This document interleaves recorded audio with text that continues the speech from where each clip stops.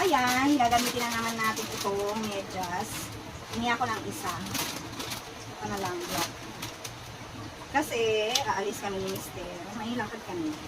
So, ayoko magsinelas kasi ang init. Sulit ang aking kainin. So, gagamitin ko na naman itong medyas na nabili ko kay Bunso. So, eto meron siyang black tsaka green. Yung hiningi ko sa kanya, hiningi ako ng isang piraso. Itong may black sa ilalim. Kasya kasi to sa akin, pati sa adult kasya siya.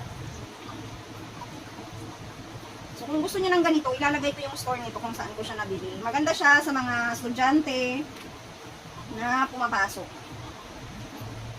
So, mura lang siya, pero ano na, madami na siya. Maganda yung kanyang quality.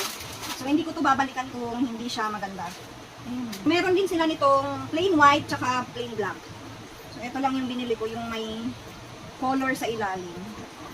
So, dito pala sa part na to, ito makapal to, oh. Ito, ayan, oh. So, pag bumili kayo nito, pwedeng 6 na gray sa ilalim, pwedeng 6 na black sa ilalim. Pero, meron din silang plain white, saka plain black. Pwedeng half dozen, pwedeng 1 dozen. So, i-share ko yung store nito kung saan ko siya nabili.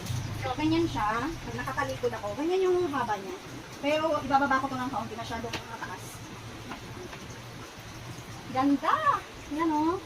So, ganito na yung aking OOTD sa lakaran. Ayan siya. So, ito yung medyas na gamit ko. Ayan siya.